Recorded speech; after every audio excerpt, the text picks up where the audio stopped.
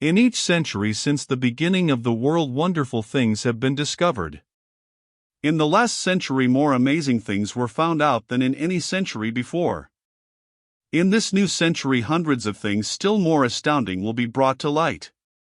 At first, people refuse to believe that a strange new thing can be done, then they begin to hope it can be done, then they see it can be done, then it is done, and all the world wonders why it was not done centuries ago. One of the new things people began to find out in the last century was that thoughts, just mere thoughts, are as powerful as electric batteries, as good for one as sunlight is, or as bad for one as poison. To let a sad thought or a bad one get into your mind is as dangerous as letting a scarlet fever germ get into your body. If you let it stay there after it has got in, you may never get over it as long as you live. So long as Mistress Mary's mind was full of disagreeable thoughts about her dislikes and sour opinions of people and her determination not to be pleased by or interested in anything, she was a yellow-faced, sickly, bored and wretched child. Circumstances, however, were very kind to her, though she was not at all aware of it. They began to push her about for her own good.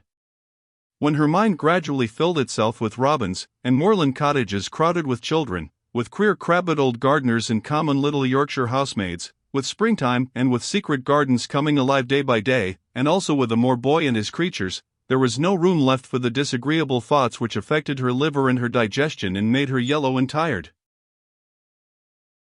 So long as Colin shut himself up in his room and thought only of his fears and weakness and his detestation of people who looked at him and reflected hourly on humps and early death, he was a hysterical, half-crazy little hypochondriac who knew nothing of the sunshine and the spring and also did not know that he could get well and could stand upon his feet if he tried to do it.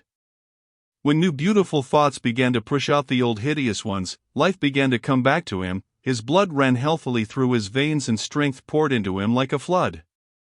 His scientific experiment was quite practical and simple, and there was nothing weird about it at all. Much more surprising things can happen to anyone who, when a disagreeable or discouraged thought comes into his mind, just has the sense to remember in time and push it out by putting in an agreeable, determinedly courageous one. Two things cannot be in one place. Where you tend a rose, my lad, a thistle cannot grow. While the secret garden was coming alive and two children were coming alive with it, there was a man wandering about certain faraway beautiful places in the Norwegian fjords and the valleys and mountains of Switzerland, and he was a man who for 10 years had kept his mind filled with dark and heartbroken thinking. He had not been courageous, he had never tried to put any other thoughts in the place of the dark ones. He had wandered by blue lakes and thought them, he had lain on mountainsides with sheets of deep blue gentians blooming all about him and flower breaths filling all the air, and he had thought them. A terrible sorrow had fallen upon him when he had been happy, and he had let his soul fill itself with blackness and had refused obstinately to allow any rift of light to pierce through. He had forgotten and deserted his home and his duties. When he traveled about, darkness so brooded over him that the sight of him was a wrong done to other people, because it was as if he poisoned the air about him with gloom. Most strangers thought he must be either half mad or a man with some hidden crime on his soul.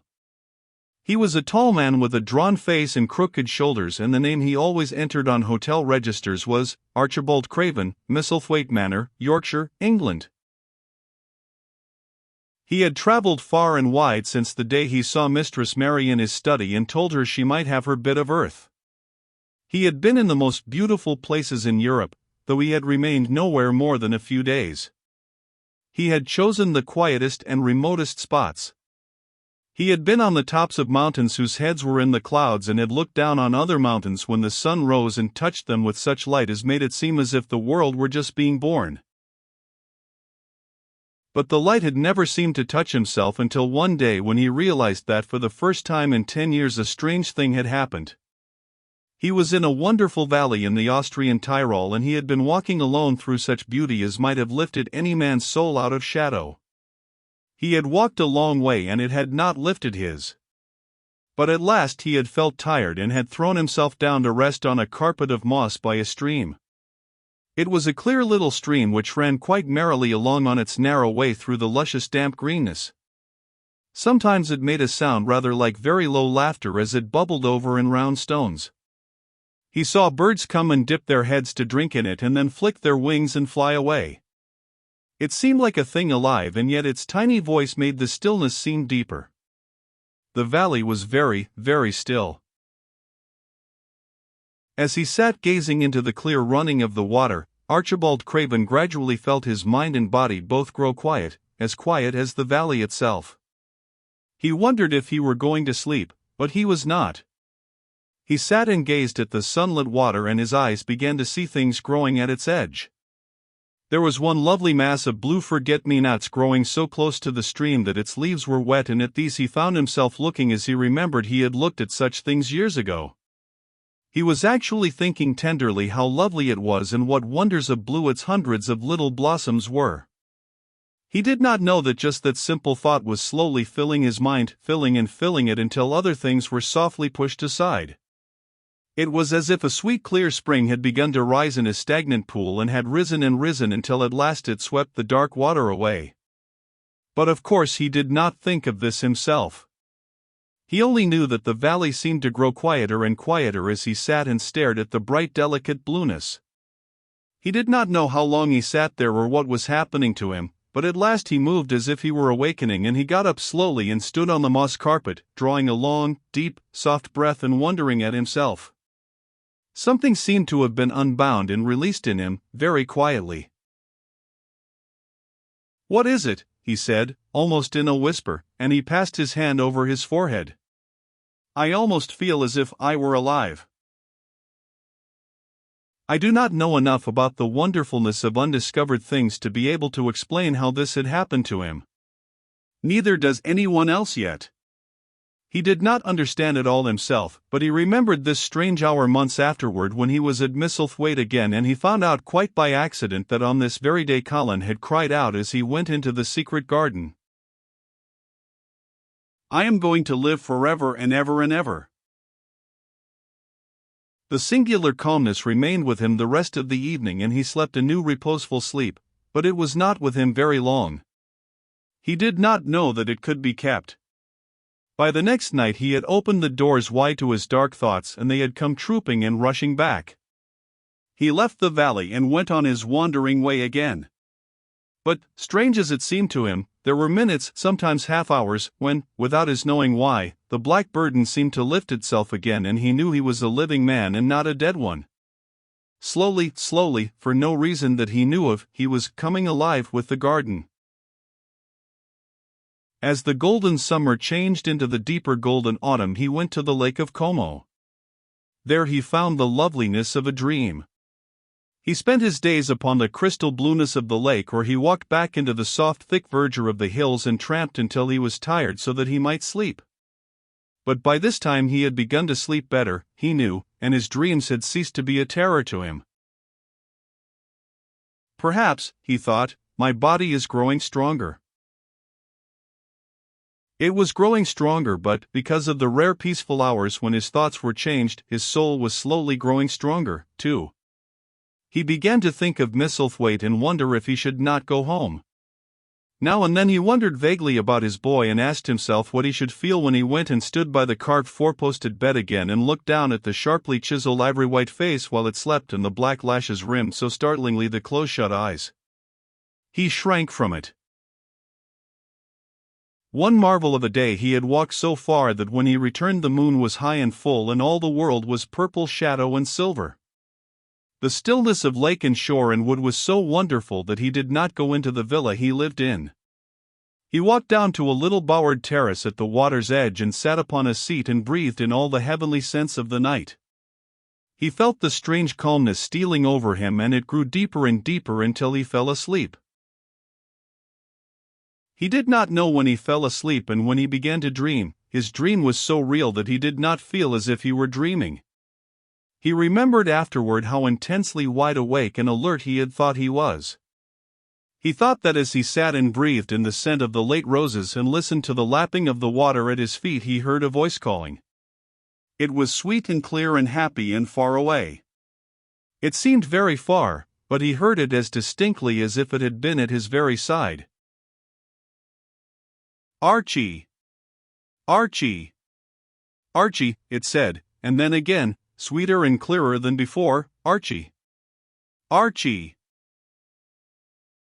He thought he sprang to his feet, not even startled. It was such a real voice, and it seemed so natural that he should hear it. "Lilia's. Lilia's," he answered. "Lilia's. Where are you?" "In the garden," it came back like a sound from a golden flute. "In the garden." And then the dream ended. But he did not awaken. He slept soundly and sweetly all through the lovely night. When he did awake at last, it was brilliant morning, and a servant was standing staring at him. He was an Italian servant and was accustomed, as all the servants of the villa were, to accepting without question any strange thing his foreign master might do. No one ever knew when he would go out or come in, or where he would choose to sleep, or if he would roam about the garden or lie in the boat on the lake all night. The man held a salver with some letters on it, and he waited quietly until Mr. Craven took them. When he had gone away, Mr. Craven sat a few moments holding them in his hand and looking at the lake. His strange calm was still upon him, and something more, a likeness, as if the cruel thing which had been done had not happened as he thought, as if something had changed. He was remembering the dream, the real dream. "In the garden," he said, wondering at himself. "In the garden.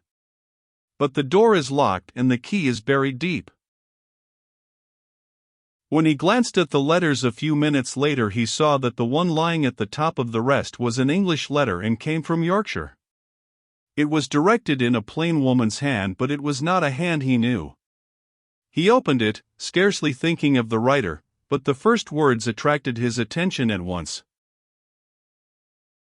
"Dear Sir, I am Susan Sowerby, that made bold to speak to you once on the moor."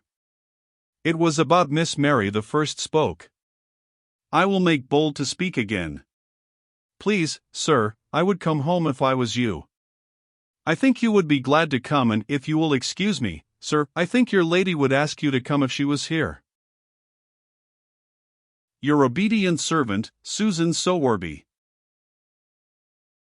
Mr. Craven read the letter twice before he put it back in its envelope. He kept thinking about the dream. "I will go back to Misselthwaite," he said. "Yes, I'll go at once." And he went through the garden to the villa and ordered Pitcher to prepare for his return to England. In a few days he was in Yorkshire again, and on his long railroad journey he found himself thinking of his boy as he had never thought in all the 10 years past. During those years he had only wished to forget him. Now, though he did not intend to think about him, memories of him constantly drifted into his mind.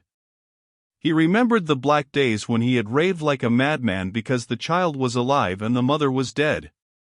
He had refused to see it, and when he had gone to look at it at last, it had been such a weak, wretched thing that everyone had been sure it would die in a few days. But to the surprise of those who took care of it, the days passed and it lived, and then everyone believed it would be a deformed and crippled creature. He had not meant to be a bad father, but he had not felt like a father at all. He had supplied doctors and nurses and luxuries, but he had shrunk from the mere thought of the boy and had buried himself in his own misery.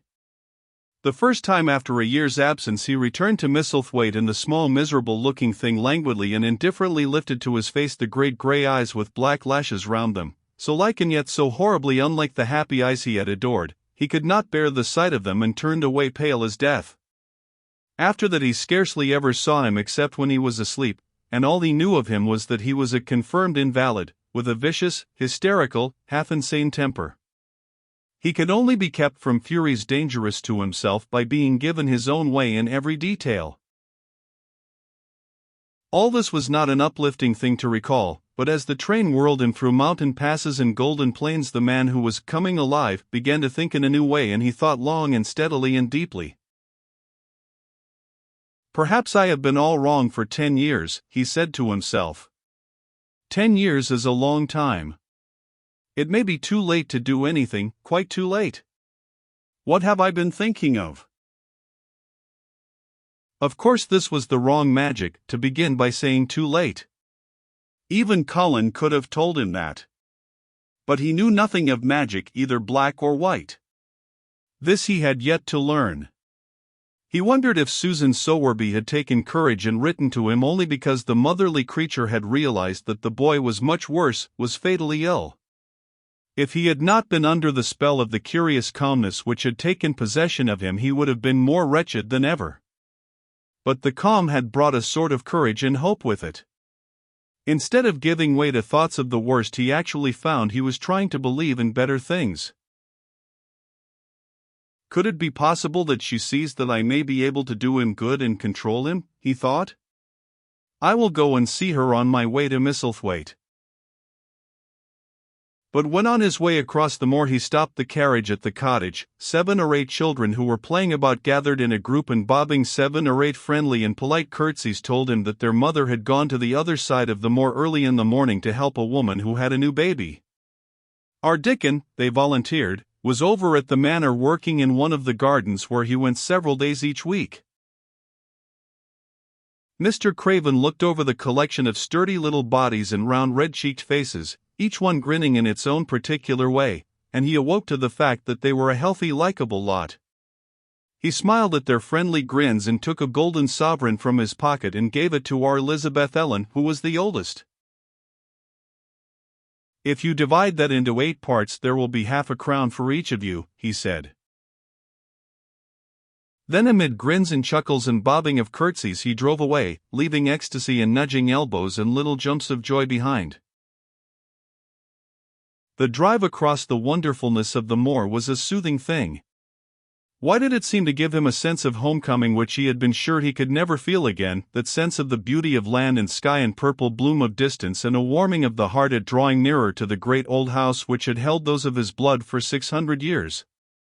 How he had driven away from it the last time, shuddering to think of its closed rooms and the boy lying in the 4-posted bed with the brocaded hangings.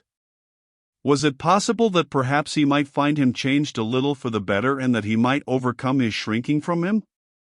How real the dream had been, how wonderful and clear the voice which called back to him, in the garden, in the garden. I will try to find the key, he said. I will try to open the door. I must, though I don't know why. When he arrived at the manor, the servants who received him with the usual ceremony noticed that he looked better and that he did not go to the remote rooms where he usually lived attended by Pitcher. He went into the library and sent for Mrs. Medlock. She came to him somewhat excited and curious and flustered. "How is Master Cullen, Medlock?" he inquired.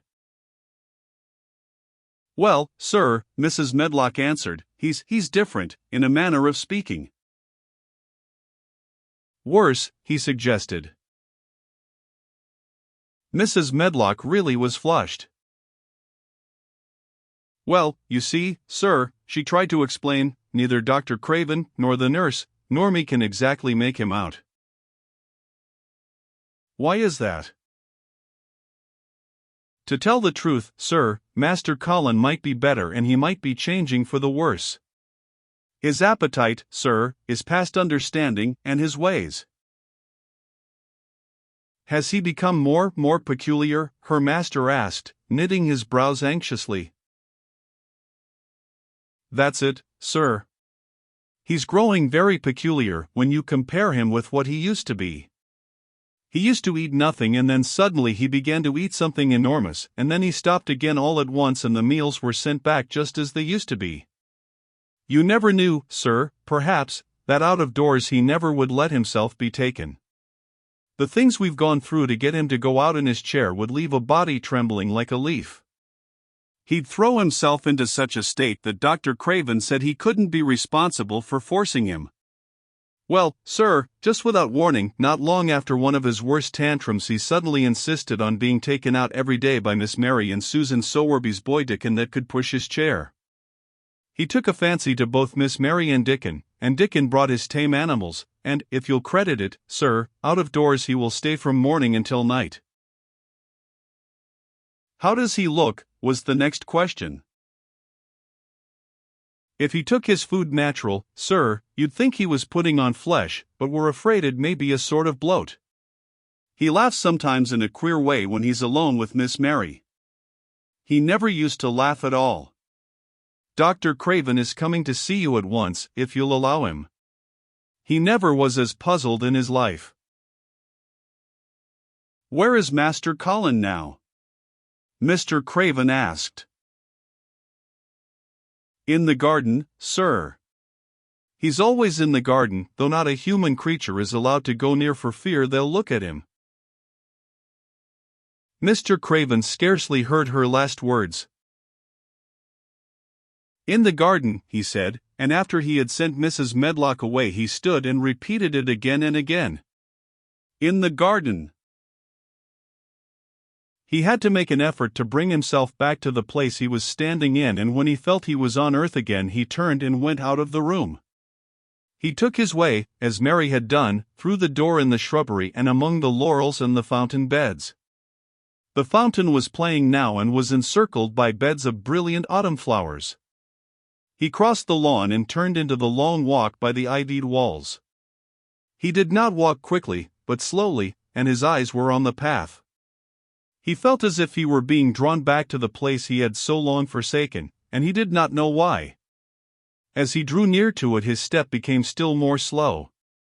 He knew where the door was even though the ivy hung thick over it, but he did not know exactly where it lay, that buried key. So he stopped and stood still, looking about him, and almost the moment after he had paused he started and listened, asking himself if he were walking in a dream. The ivy hung thick over the door, the key was buried under the shrubs, no human being had passed that portal for 10 lonely years, and yet inside the garden there were sounds. They were the sounds of running, scuffling feet seeming to chase round and round under the trees. They were strange sounds of lowered, suppressed voices, exclamations and smothered joyous cries. It seemed actually like the laughter of young things, the uncontrollable laughter of children who were trying not to be heard but who in a moment or so, as their excitement mounted, would burst forth. What in heaven's name was he dreaming of? What in heaven's name did he hear? Was he losing his reason and thinking he heard things which were not for human ears? Was it that the far clear voice had meant? And then the moment came, the uncontrollable moment when the sounds forgot to hush themselves. The feet ran faster and faster, they were nearing the garden door, there was quick strong young breathing and a wild outbreak of laughing shouts which could not be contained, and the door in the wall was flung wide open, the sheet of ivy swinging back, and a boy burst through it at full speed and, without seeing the outsider, dashed almost into his arms. Mr. Craven had extended them just in time to save him from falling as a result of his unseeing dash against him, and when he held him away to look at him in amazement at his being there he truly gasped for breath. He was a tall boy and a handsome one. He was glowing with life and his running had sent splendid color leaping to his face. He threw the thick hair back from his forehead and lifted a pair of strange gray eyes full of boyish laughter and rimmed with black lashes like a fringe. It was the eyes which made Mr. Craven gasp for breath. "Who what? Who?" he stammered. This was not what Colin had expected, this was not what he had planned. He had never thought of such a meeting. And yet to come dashing out, winning a race, perhaps it was even better. He drew himself up to his very tallest. Mary, who had been running with him and had dashed through the door too, believed that he managed to make himself look taller than he had ever looked before, inches taller. "Father," he said, "I'm Colin." "You can't believe it." "I scarcely can myself." "I'm Colin." Like Mrs. Medlock, he did not understand what his father meant when he said hurriedly, "In the garden. In the garden." "Yes," hurried on Colin. "It was the garden that did it, and Mary and Dickon and the creatures, and the magic. No one knows. We kept it to tell you when you came. I'm well, I can beat Mary in a race. I'm going to be an athlete." He said it also like a healthy boy, his face flushed, his words tumbling over each other in his eagerness, that Mr. Craven's soul shook with unbelieving joy. Colin put out his hand and laid it on his father's arm. "Aren't you glad, father?" he ended. "Aren't you glad? I'm going to live forever and ever and ever." Mr. Craven put his hands on both the boy's shoulders and held him still. He knew he dared not even try to speak for a moment. "Take me into the garden, my boy," he said at last. "And tell me all about it." And so they let him in. The place was a wilderness of autumn gold and purple and violet blue and flaming scarlet, and on every side were sheaves of late lilies standing together, lilies which were white or white and ruby. He remembered well when the first of them had been planted that just at this season of the year their late glories should reveal themselves. Late roses climbed and hung and clustered, and the sunshine deepening the hue of the yellowing trees made one feel that one stood in an embowered temple of gold. The newcomers stood silent just as the children had done when they came into its grayness. He looked round and round. "I thought it would be dead," he said. "Mary thought so at first," said Colin. "But it came alive." Then they sat down under their tree, all but Colin, who wanted to stand while he told the story. It was the strangest thing he had ever heard, Archibald Craven thought, as it was poured forth in headlong boy fashion. Mystery and magic and wild creatures, the weird midnight meeting, the coming of the spring, the passion of insulted pride which had dragged the young Raja to his feet to defy old Ben Weatherstaff to his face. The odd companionship, the play acting, the great secret so carefully kept. The listener laughed until tears came into his eyes, and sometimes tears came into his eyes when he was not laughing. The athlete, the lecturer, the scientific discoverer was a laughable, lovable, healthy young human thing. "Now," he said at the end of the story, "it need not be a secret anymore. I dare say it will frighten them nearly into fits when they see me, but I am never going to get into the chair again. I shall walk back with you, father, to the house." Ben Weatherstaff's duties rarely took him away from the gardens, but on this occasion he made an excuse to carry some vegetables to the kitchen, and being invited into the servants' hall by Mrs. Medlock to drink a glass of beer, he was on the spot, as he had hoped to be, when the most dramatic event Misselthwaite Manor had seen during the present generation actually took place. One of the windows looking upon the courtyard gave also a glimpse of the lawn. Mrs. Medlock, knowing Ben had come from the gardens, hoped that he might have caught sight of his master, and even by chance of his meeting with Master Colin. "Did you see either of them, Weatherstaff?" she asked. Ben took his beer mug from his mouth and wiped his lips with the back of his hand. "That I did," he answered with a shrewdly significant air. "Both of them," suggested Mrs. Medlock. "Both of 'em," returned Ben Weatherstaff. "Thank ye kindly, ma'am, I could sup up another mug of it." "Together," said Mrs. Medlock, hastily overfilling his beer mug in her excitement. "Together, ma'am," and Ben gulped down half of his new mug at one gulp. "Where was Master Colin? How did he look? What did they say to each other?" "I didna hear that," said Ben, "along mo only be in on th stepladder looking over th wall. But I'll tell thee this. There's been things goin' on outside as you house people knows nowt about. And what they'll find out soon." And it was not 2 minutes before he swallowed the last of his beer and waved his mug solemnly toward the window which took in through the shrubbery a piece of the lawn. "Look there," he said, "if th's curious. Look what's comin' across th grass."